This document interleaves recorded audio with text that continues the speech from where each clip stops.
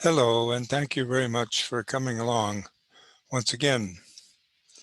Today we're going to look at another part in our analysis of the Green Revolution, asking after the Green Revolution, who owns global agriculture, and particularly examining the fatal mistake of misplaced metaphors in our globalized agro-ecosystem. This is part 7 of an ongoing series, and you may want to check back in the previous series as these affect what we're going to look at today. In particular, we're going to examine the legacy of Norman Borlaug and all of the agricultural experimentation he did, extending what he found from varieties around the world in what then became known as the Green Revolution. Then we're going to look at sort of responses to it as well, including local responses in Africa. And we're going to pose the question and answer it simply in these terms. Humankind will not survive the trajectories of current agricultural production systems in Earth's finite ecosystem. It will not survive them because it cannot survive them, because ecosystems don't work in the same way that the Green Revolution has transformed the world's agriculture to work as a market-based system.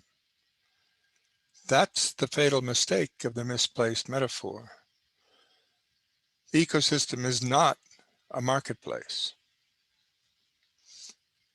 So we'll look at the summary situations of the last several sessions. Part 1 dealt with the tragic story of the modern world's love affair with the Green Revolution. Part 2 looked at the rise and forthcoming demise of petro-intensive agriculture, emphasizing some of the scientific critique from people like Vandana Shiva. In fact, Vandana Shiva then spoke at length about the mythology of the Green Revolution in part 3.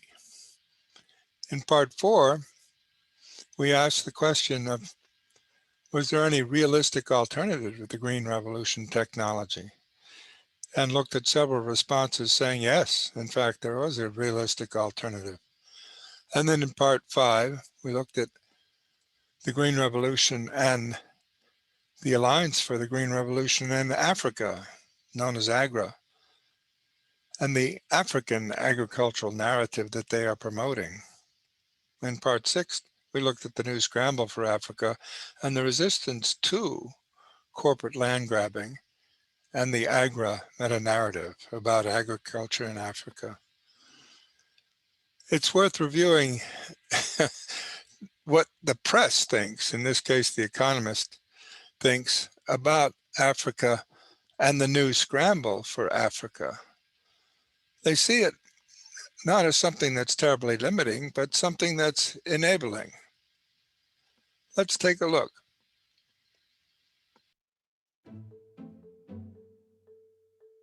The first scramble for Africa was when European colonial powers saw a continent that was vast, rich in minerals and land, and very poorly defended, and they rushed in to carve it up and steal the land.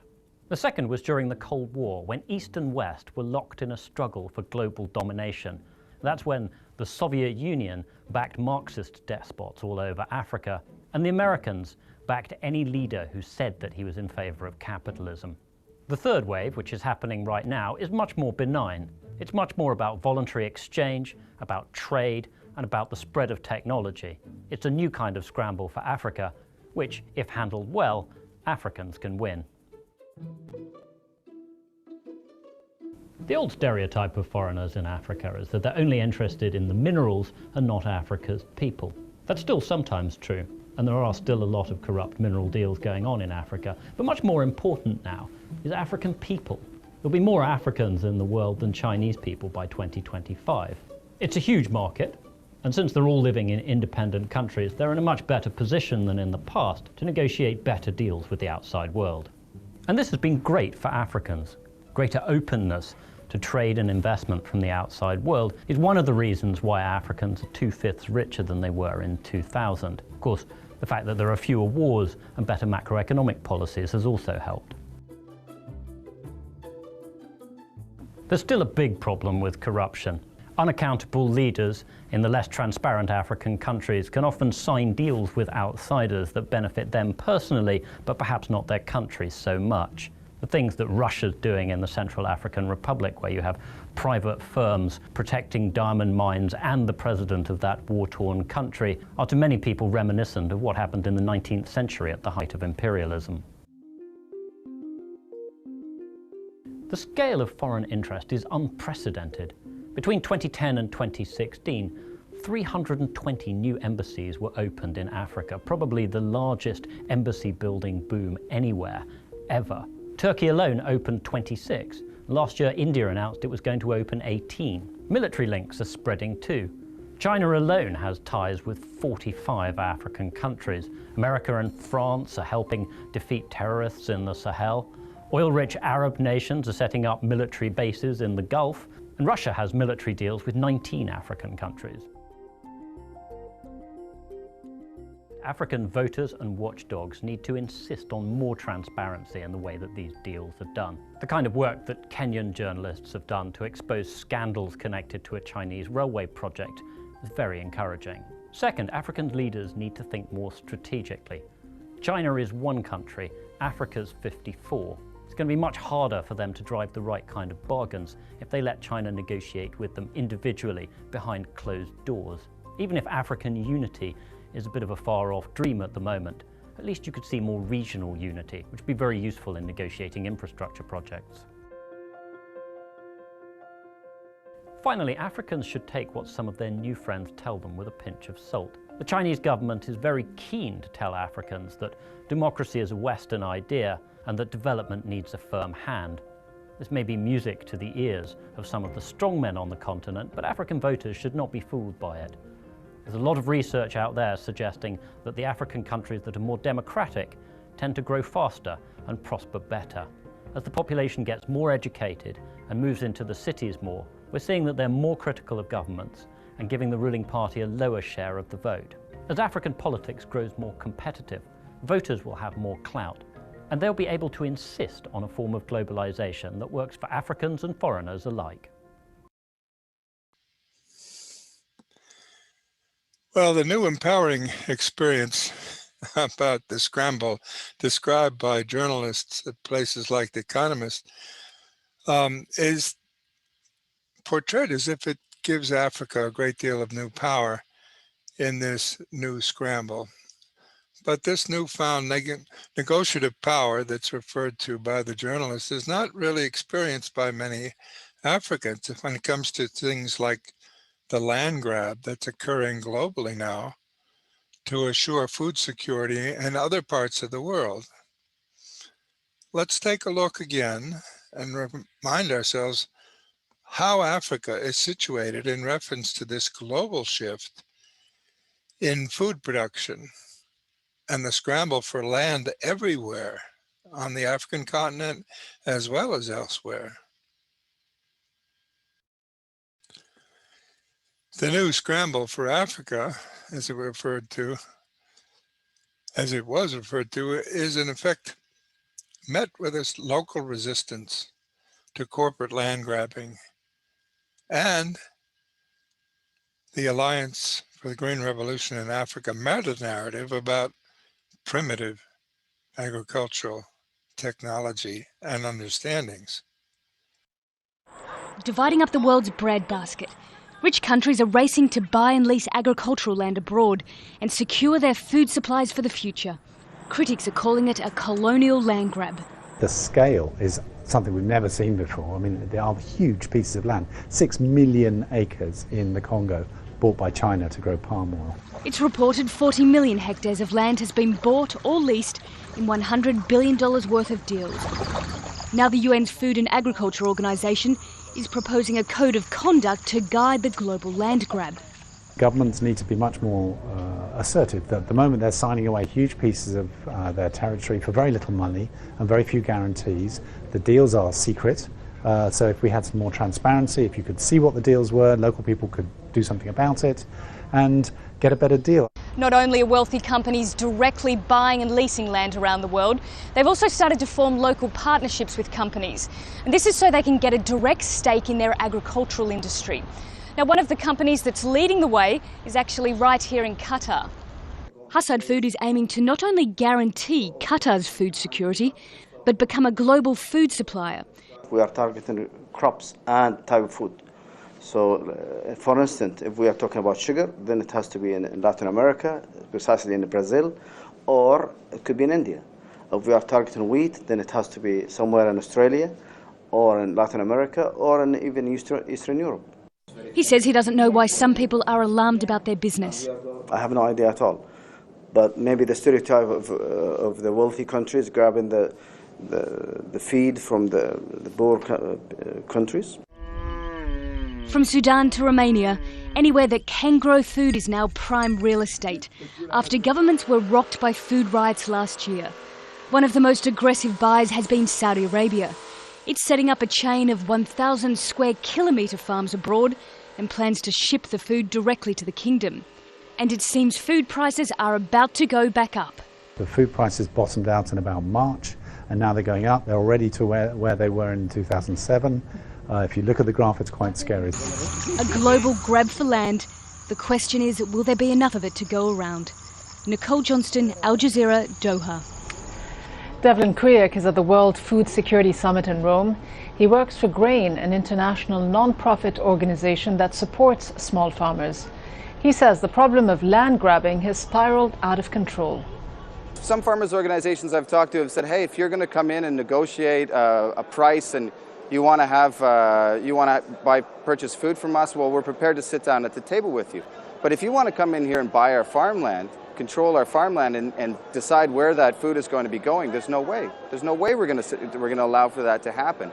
So of course, you know, that's a better scenario what you've mentioned. But the reality is that the private investors these days are interested in taking control of the food system.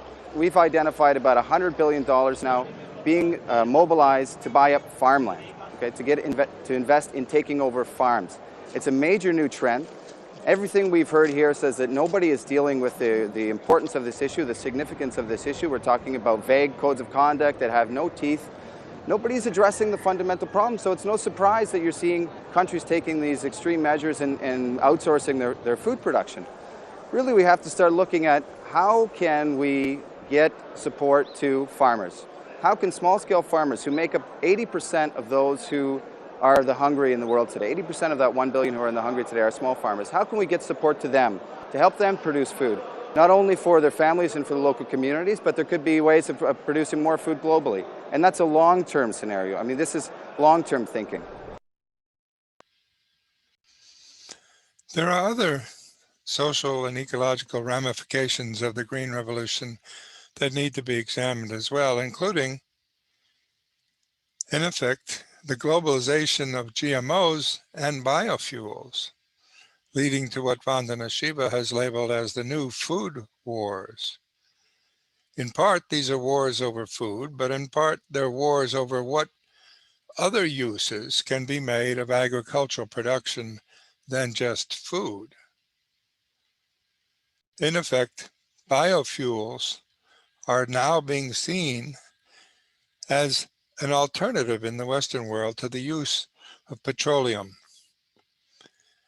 That sets up a tension, because if the biofuels are generated from things like maize, they directly compete with the food supply of many parts of the world that have come to depend on maize. Very, very important. How biofuels could starve the poor was an article written in Foreign Affairs by Ford Runge and Benjamin Senauer. This is quite ominous because it means that there is a pitting of the future of Western mobility with its cars, trucks, and tractors run on ethanol versus the survival of many populations in the world that have come to depend on maize. mandating hunger, the impacts of global biofuel mandates and targets. This is something, a publication put out by ActionAid, emphasizing the fact that large parts of the third world could be pushed into dependence on other kinds of crops than ones they've come to depend on, with maize and maize surpluses available on the international grain markets. Those surpluses disappear and they don't have the capacity in their own ecosystems to shift to other forms of production. They could be without a food supply very quickly. In fact, it's become such an anxiety by the rapporteur for the global food crisis at the UN, a gentleman named Jean Ziegler, that he started to refer to it as a crime against humanity in the operation of markets that favor biofuels and the consumption of maize in the creation of biofuels over the provision of food supplies to those who need it.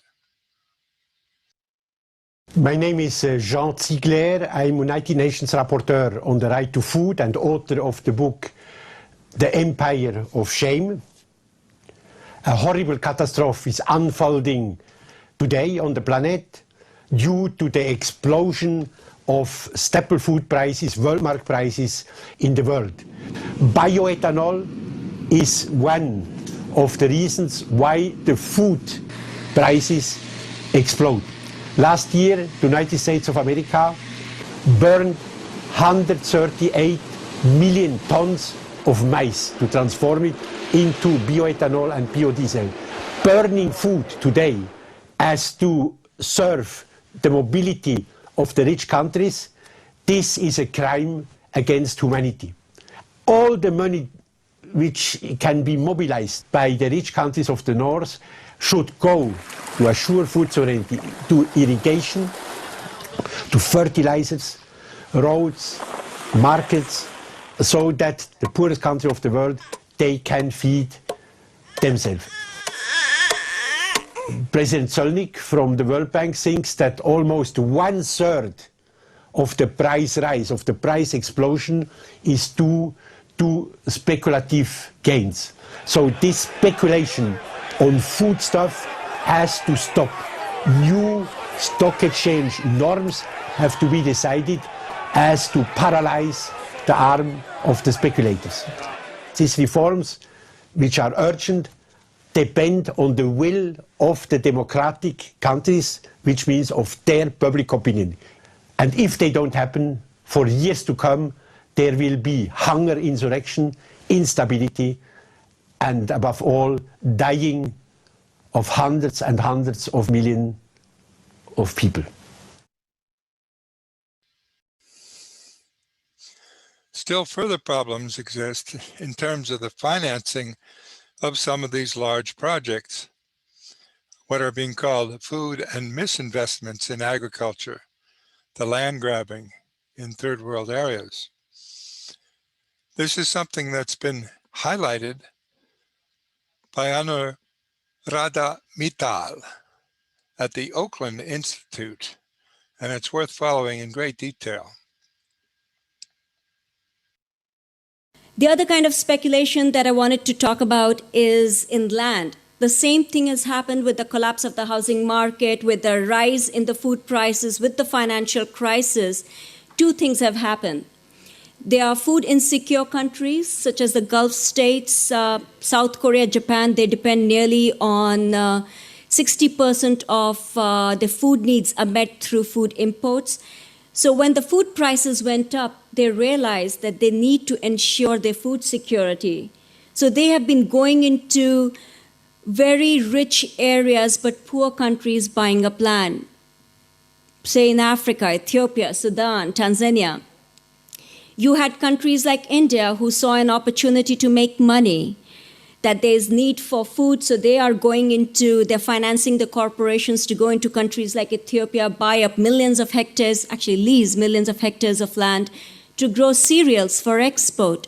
And then, of course, you have the private investors from Goldman Sachs to JP Morgan to others who are looking for opportunities to make money, and they realize agriculture is the other sector. So they have been leasing or contracting land or buying land in poor countries, predominantly in Africa, a trend which has come to be known as land grabs.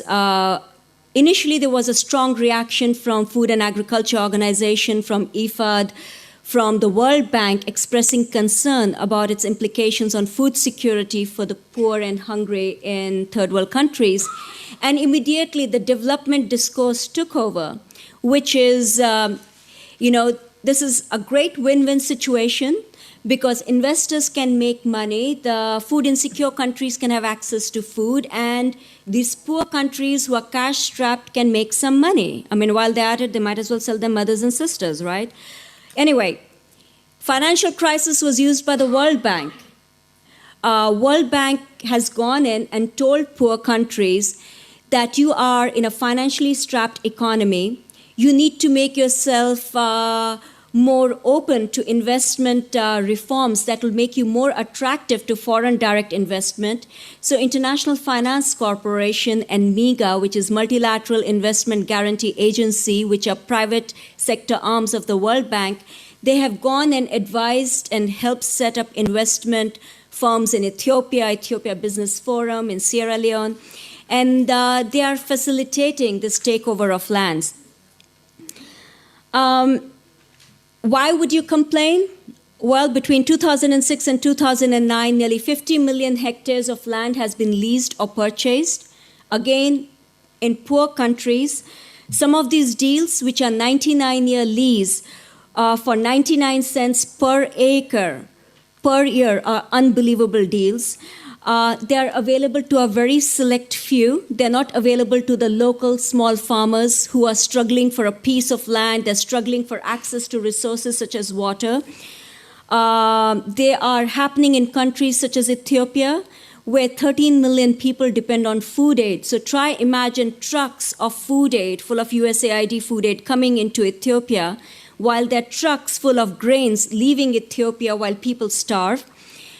We put out a report called Misinvestment in Agriculture, which you can download from our website. It has a great foreword by Howard Buffett, who is son of Warren Buffett. I'm sure many of you are aware of who that is. He points out that I am the demographic that the countries are hoping to attract. Just a few months ago, Howard was offered an equity stake in a land deal that was being brokered by a hedge fund. He was told that the partners would receive cash upfront with no personal liability, that the host government will provide 70% of the financing. The host government will pay for all utilities. The 98-year lease required no payments for 4 years. The cost was $2.91 per acre per year after 4 years. Another fund provided a prospectus that promised returns of between 15 and 20%. Just recently, I've been looking at the prospectus of funds which are based in Europe and Singapore, US. They promise returns of 25-30%. The US agricultural land has averaged a return of about 6% over the past 30 years. So compare in the US, it's 6% returns vis-a-vis 25-30% returns that are being promised in Africa. So either these deals are really good for investors, or the managers of these funds are hoodwinking and lying to people. But as Howard says, if we didn't know better, it would sound like a great opportunity. I know many of you are thinking of running out to look for those hedge funds. But he says, here is what I'm sure of. These deals will make the rich richer and the poor poorer, creating clear winners who benefit while the losers are denied their livelihoods. And as I said, many of the hedge funds, Wall Street banks are involved in it. I was recently at an ag investors conference in Geneva, and it is just mind-blowing. Somebody talks about water, that, water is the next blue gold, and somebody raises the hand and say, how do I make money on it? I mean, literally, it's true. Somebody was like, can you tell me, how do I make profits? How do I make money off water? You talk about starvation, and they say, wow, food is a hot commodity. That's where I need to go invest in. Just to give you an example of Ethiopia, again, as I said, a massive lease project is on. Ethiopia Business Forum, which was created by the International Finance Corporation, is facilitating these deals.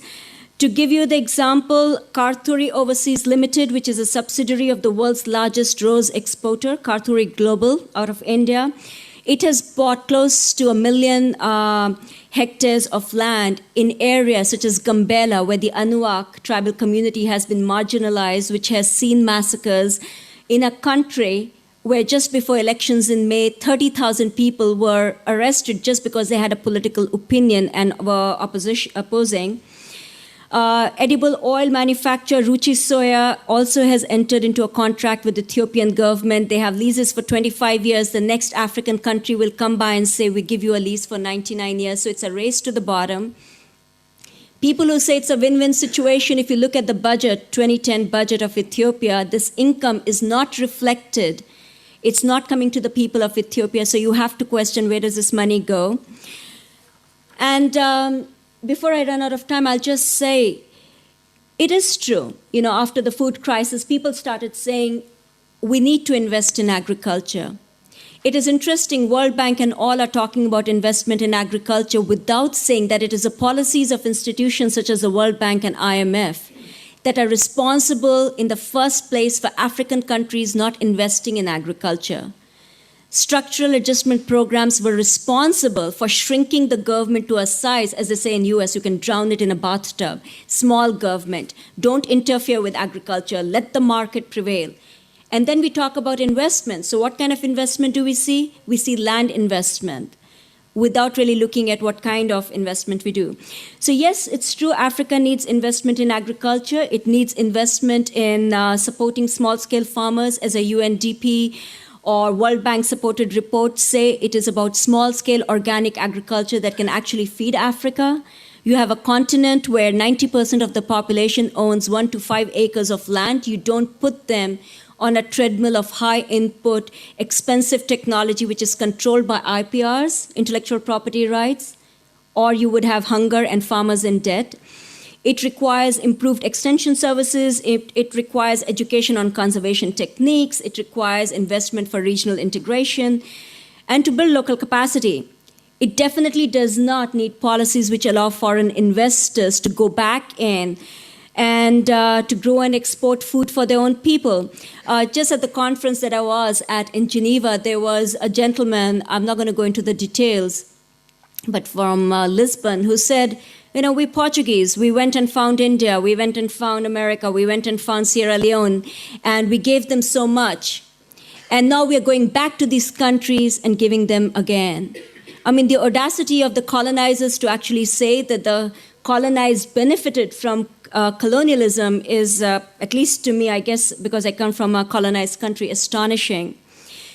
And lastly, World Bank, OECD, UNCTAD, they're all trying to come up with this code of conduct principles, to put a sugar coating on a very bitter pill. You're taking away the sovereign right of people to have access and control over their own land. You're taking away the power of governments to be able to regulate and ensure the human right to food for all. But they come up with a code of conduct which donor countries, people sitting in Washington and Geneva have come up with no input from impacted communities or host governments. So when people say, well, what if we make it all win-win situation? I would say there's some very simple questions to ask. When local people lack land rights, they still demand land reform. Why should foreign interests and foreign businesses have precedence? What guarantees are in place to mitigate food insecurity risks for local population? What evidence is there to suggest that the land deals which will take place will be transparent when most of the land deals that have happened so far are shrouded in secrecy? At the Institute, we are doing documentation work in several African countries. You cannot find, it's impossible to see contracts. And when you find contracts, they're barely 3 paragraphs long. Why should we believe that the communities will be fully incorporated into the negotiation process when it might be in the interest of the investor or the government to exclude potential dissenters? How will best practices be replicated when there are almost no role models to follow? This whole land grabbing is not a new trend in some way. United States has had plantations in Latin America. It didn't create prosperous economies. It created banana republics. What type of enforcement will be established to ensure minimal environmental damage? What kind of quantifiable social benefits will the local communities derive? And what kind of consequences will investors and facilitating governments face if these benefits do not come to fruition? So these questions need to be answered before we go ahead with this whole land lease project for Africa. And we have to look at the history of mineral extraction. The history of mineral extraction, diamonds, gold, is a very sad, inhumane, cruel one in Africa. And when it comes to soil and water, which is the essence of life, it is even more precious. So the stakes are very high. And again, I urge you to get hold of our publications, because Howard puts it brilliantly in his foreword as he concludes and says, Africa is not a commodity. It must not be labeled open for business. Well, this suggests that chapters in African agricultural history raise some very new but old problems.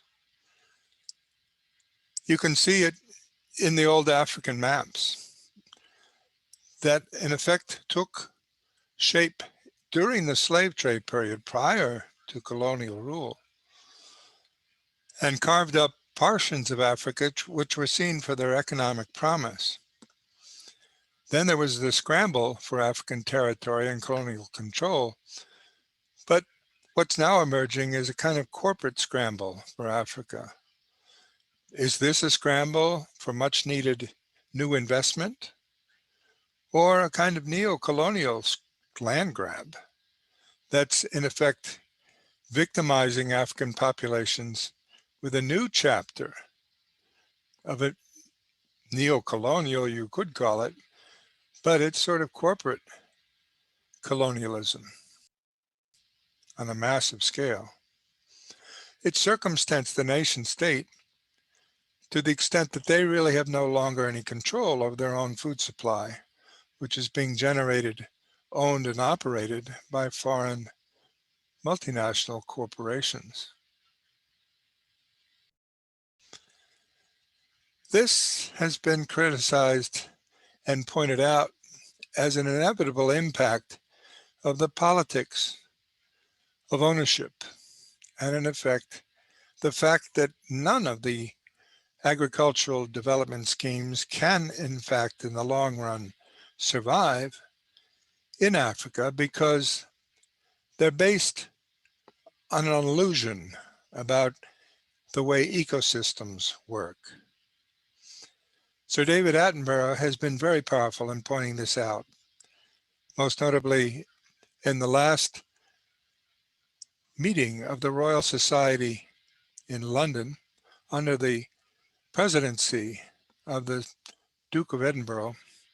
Sir David Attenborough gave a very clear restatement of the Malthusian dilemma that we all face.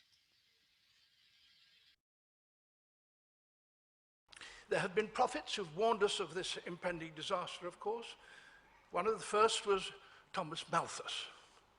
His most important book, an essay of the principle of population, was published over 200 years ago in 1798.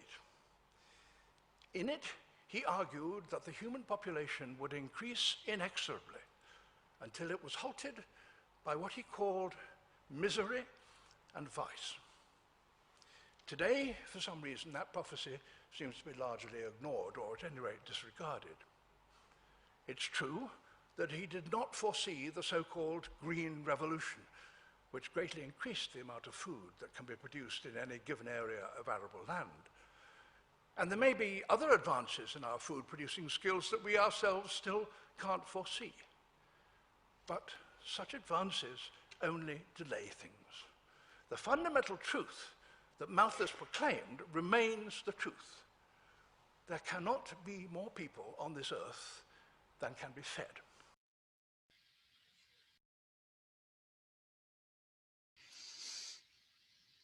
He concluded with a summation of the Malthus point of view that made it clear the current strategies of African food production will not meet, because they cannot meet, the current projected trajectories of Africa's and the world's food needs.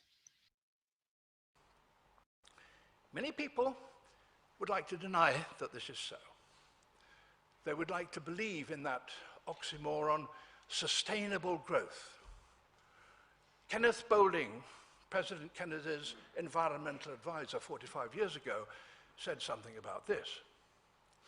Anyone who believes in indefinite growth in anything physical on a physically finite planet, he said, is either mad or an economist.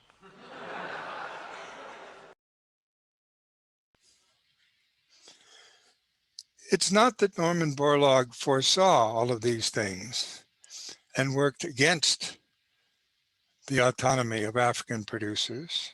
He had no intention of doing that. In fact, he wanted to empower them.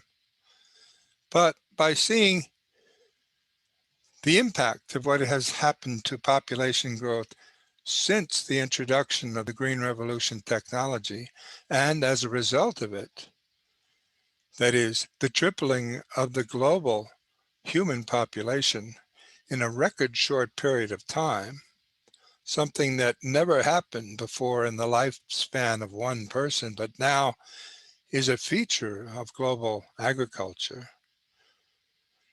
The human population tripled in the lifespan of one individual born in the late 1940s.